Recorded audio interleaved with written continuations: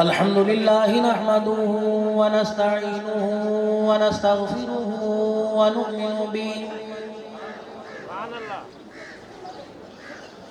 ونؤمن به ونتوكل عليه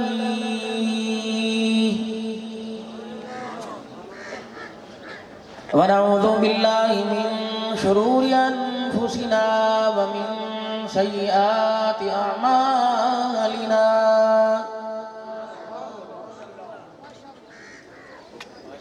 من يهده الله فلا مضل له ومن يضلله فلا هادي له ونشهد أن لا إله إلا الله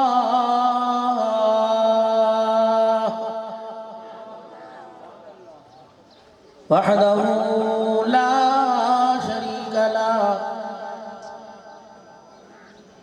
ولا نظير له ولا وزير له ولا مشير له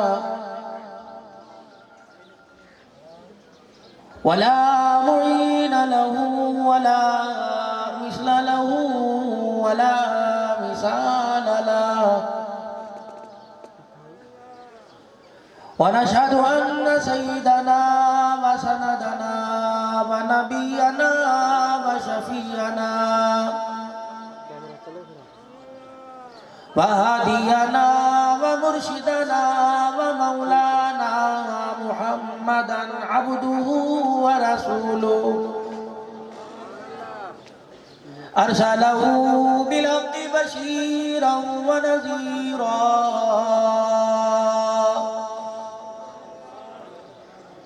وصلى الله تعالى عليه وعلى آله وأصحابه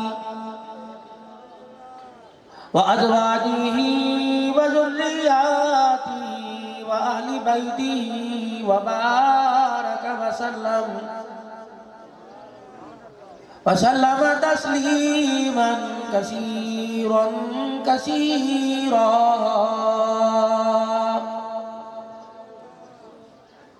أما بعد فأعوذ بالله من الشيطان الرجيم بسم الله الرحمن الرحيم وتعاونوا على البر والتقوى ولا تعاونوا على الإثم والعدوان وقال الله سبحانه وتعالى يا أيها الذين آمنوا ادخلوا في السلم كافة وقال الله سبحانه وتعالى لقد كان لكم في رسول الله أسوة حسنة صدق الله مولانا العلي العظيم وبلغنا رسوله النبي الكريم ونحن على ذلك لمن الشاهدين والشاكرين والحمد لله رب العالمين. درود پاک. اللهم صل على محمد وعلى آل محمد كما صليت على إبراهيم وعلى آل إبراهيم إنك حميد مجيد. اللهم بارك على محمد وعلى آل محمد كما باركت على إبراهيم وعلى آل إبراهيم إنك حميد مجيد. یا الہی دکھا دے ہم سب کو وہ مدینہ کیسی بستی ہے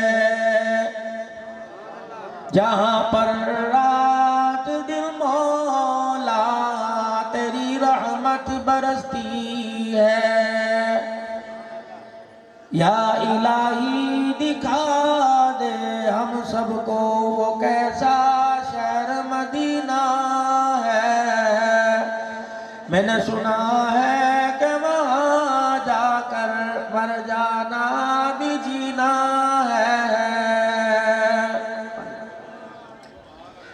نہایت ہی واجب الاحترام معزز علماء کرام، اور ابھی آپ کے سامنے جامع عبداللہ بن مسعود خانپور سے حضرت مولانا اسد درخواستی صاحب اور ان کے ساتھ پوری جامع حاضہ کی قیادت، خصوصاً مولانا نسیم احمد صدیقی صاحب دامت وفیوزہم، اور بڑے حضرت شیخ الحدیث صاحب کل سے تشریف لائے ہوئے ہیں، دل کی عطا گرائیوں سے میں تمام اہلیان رجحان کی طرف سے ان کی آمد پر دل کی عطا گرائیوں سے ان کو خوش آمدید کہتا ہوں۔ اللہ پاک ان کے قدموں کو بابرکت اور باکرامت رکھے، ہمارے لیے باعث دنیا کی شادمانی کا اور آخرت کی مغفرت کا سبب بنا دے۔ میری پہلی حاضری ہے یہاں، علماء کرام کو اپنا سبق سنانے کے لیے ہر جگہ پہنچ جاتا ہوں۔ عرصہ دراز سے بڑے حضرت جی رحمت اللہ علیہ یہاں کی کارگزاری سنایا کرتے تھے۔ رجحان میں یوں گیا، اتنا سا تھا، اتنی جوانی تھی، حالت میری یہ تھی، حالانکہ خانپور والے کہا کرتے تھے کہاں چلا گیا ہے، لیکن یہاں والوں کا ذوق اور محبت دیکھ کر مجھ سے وہاں نہیں رہ جاتا تھا۔ تو اللہ نے قرآن کی برکت سے ایک ذریعہ یہاں بنا دیا کہ ہمیشہ ہمیشہ کے لیے قرآن کی بہاروں کو، حدیث کی بہاروں کو یہاں چھوڑ کر چلے گئے۔ اللہ ان کی قبر کو نور سے بھر دے، جنت الفردوس میں اعلیٰ مقام عطا فرمائے۔ یہ حضرات موجود ہیں، بچہ کچھ ہم کچرا سے رہ گئے ہیں، اللہ پاک انہیں سلامت رکھے۔ کل میں نے حاضر ہونا تھا، مفتی محمد سید ارشد الحسینی آئیں گے، آپ ان سے پوچھ لینا پرسوں جمعرات کو میں ان کے رشتہ داروں میں سسرال میں کس حالت میں پہنچا۔ گاڑی حال سے بحال، بارش کو اخیر رات 2 بجے وہاں پہنچا، پھر وہاں سے واپسی پر پریشانی بنی، پھر جمعہ میں نے اپنے مرکز میں واپسی پر پڑھا دیا، پھر وہاں سے رات میں پنو آکل، پھر میں سکھر، پھر میرے میں ہمت نہ رہی۔ اب بھی صبح کا شیڈول ابھی حیدرآباد کی طرف کا ہے، لیکن یہاں میں نے حاضری سمجھی کہ بڑے حضرت جی نے جب اپنی نگاہیں میرے چہرے پر کی تھی، نور کی جھلک سی محسوس کی تھی، تو حضرت کی زندگی میں وعدہ تھا انشاءاللہ ضرور آؤں گا۔ بڑے حضرات ہیں، بہت سارے حضرات ہیں، بلکہ پنڈی والے میرے سے بڑے ناراض ہیں کہ ہر سال تاریخ دیتا ہے آج دے، لیکن میں نے کہا نہیں، بڑے حضرت رحمت اللہ علیہ سے وعدہ کیا تھا۔ تو برادر کبیر پیر طریقت رہبر شریعت جانشین درخواست مولانا رحمت الرحمن صاحب درخواستی، اب یہی سیف الرحمن درخواستی ہے ہمارے لیے۔ حضرات اپنی زندگی کے اندر اپنی مسجد، اپنا جانشین ان کو بنا کر چلے گئے، اور بابا حبیب الرحمن ابھی گواہ ہیں آ کر انہوں نے دعا فرمائی، انہوں سے دعا کروائی۔ تو الحمدللہ مجھے امید ہے جیسے آپ بڑے حضرت درخواستی رحمت اللہ علیہ کے قدموں میں بیٹھا کرتے تھے، ان کو بھی دست شفقت کے ساتھ اپنی زندگی کی خوشیوں میں، مبارک لمحات میں یاد رکھو گے نا انشاءاللہ۔ اس وقت پوری دنیا کے اندر مدارس دین ہر ایک کی زبان پر ہے۔ جب سے اسلام کا نام دنیا کے اندر آیا اور رحمت دو عالم صلی اللہ علیہ وسلم نے اسلام کی بہاروں کو دنیا کے سامنے پیش کیا، تو گناہ اور تباہی کے دہانے پر کھڑے ہونے والے اور تزلزل اور بربادی کا شکار ہونے والوں کو اسلام کی حقیقت سمجھ میں نہ آئی۔ اس وقت سے لے کر جو مخالفت چل رہی ہے، کئی ابو جہل کی صورت میں اس کے مشن کو لے کر، اور کئی ابو لہب کی بیوی کی صورت میں اس کے مشن کو لے کر آگے بڑھا، اور آج بھی اسلام آباد کے اندر دیکھ لیں، ہم تو ایک متوسط سے طبقے کے اندر رہتے ہیں، اور یہاں ہماری حالت آپ کے سامنے ہے کہ صبح نکلتے ہیں روٹی کے لیے، روٹی کپڑا مکان، گود کے اندر جو بچہ فیڈر پی رہا ہے اس کے کان میں بھی یہی کہا ہے کہ تیری زندگی کا مقصد روٹی کپڑا مکان۔ بوڑھا بھی جو پکوڑوں کی ریڈی ٹھیلا لگا کے کھڑا ہے، اس کی زندگی کا مقصد روٹی کپڑا مکان۔ بے شک اسلام آئے یا نہ آئے، جہاں سے آیا واپس چلا جائے، بے شک میں ایمان قبر میں لے کے جاؤں نہ جاؤں، لیکن مرتے وقت میری جیب کے سینے پر جو لگی ہے اس میں سے پیسے 2-4 ضرور نکلنے چاہیے، تاکہ میری اولاد میرے بعد میرے جنازے کی فکر نہ کرے، میرے مال کی فکر کرے، لڑ جھگڑ کرے، ایک دوسرے کے سر پھاڑے، اور میری عزت اور میرے خاندان کی عزت کا تماشا پورے رجحان والوں کے سامنے، پوری دنیا کے سامنے بنے۔ یہی ہو رہا ہے، یہی زندگی کا مقصد ہے۔ ہر طرف ایک آگ لگی ہوئی ہے، پیسہ پیسہ پیسہ پیسہ، اور اس پیسے کو اتنی اہمیت دیتے کہ چھوڑو جی مطلب پیسہ ہے تو عزت ہے، پیسہ ہے تو ایمان ہے، یہی باتیں ہوتی ہیں نا، جاؤ چائے کے ٹھیلوں پہ چلے جاؤ، ہر جگہ چلے جاؤ، یہ آواز لگی ہوئی۔ اور اس پیسے نے اتنا بگاڑ پیدا کر کے رکھ دیا، اتنی اہمیت اتنی محبت دل کے اندر آ گئی، اس پیسے کے لیے نماز بھی چھوڑ رہا ہے، ایمان بھی چھوڑ رہا ہے، دکان پہ بیٹھا ہوا ہے، نہیں دل کرتا آنے کو۔ اور یاد رکھنا اس دل کو اللہ کی طرف متوجہ کر لو، ورنہ بڑی گڑبڑ ہو جائے۔ محسن المدارس ابھی حضرت مولانا حافظ نواز احمد صاحب کروڑ پکا والے ہمارے بزرگ ہیں، اب کھڑے ہو کے کہہ رہے تھے ان کی زندگی کا مشن یہی ہے کہ دین کے مدرسے بنے، ان کی زندگی کا مشن یہ ہے کہ مساجد بنے۔ ابھی برادر محترم ان کو چندہ کرنے سے مجھے نہیں اچھا لگا، میں تو منہ پر کہہ کے جاتا ہوں، مجھے بالکل اچھا نہیں لگا۔ ایک تو لوگ نیکی کرتے نہیں، دوسرا آپ کرنے نہیں دیتے۔ جب آپ کا مزاج نہیں تو لوگ سمجھیں گے مدرسے فعال ہیں، انہیں امریکہ کی امداد آتی ہے۔ پوری دنیا کے محتمین حضرات اس وقت رو رہے ہیں اور اپنے مدرسوں کے بچے دوسرے مدرسوں میں منتقل کر رہے ہیں، ہمارے پاس گنجائش نہیں۔ جس امت کے قرآن والوں کا یہ حال ہو کہ تیرے گھر میں چائے 5 ٹائم پکے اور روٹی 3 ٹائم پکے، ان کو صبح بھی چنے کی دال ملے اور شام کو روٹی سوکھی ملے، تو اس امت پر کرونا وائرس نہ آئے تو اور کیا۔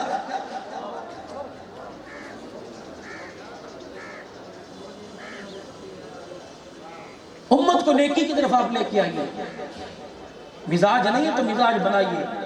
اب ایک آدمی کہتا ہے نہیں میں نماز کی دعوت نہیں دیتا، ہمارا مزاج نہیں ہے۔ تبلیغ والوں کو بھی کون ہے گشت کرائے گا تو کہتے میرا مزاج کوئی نہیں، مجھے ننگا کر کے نچالو ناچ لوں گا، مجھے ڈھول کی تھاپ پہ نچالو ناچ لوں گا، لیکن میں جا کے یوں نہیں کہوں گا جی یہ مسلمان بھائی آئے ان کی بات آپ بات سن لیں۔ کیوں؟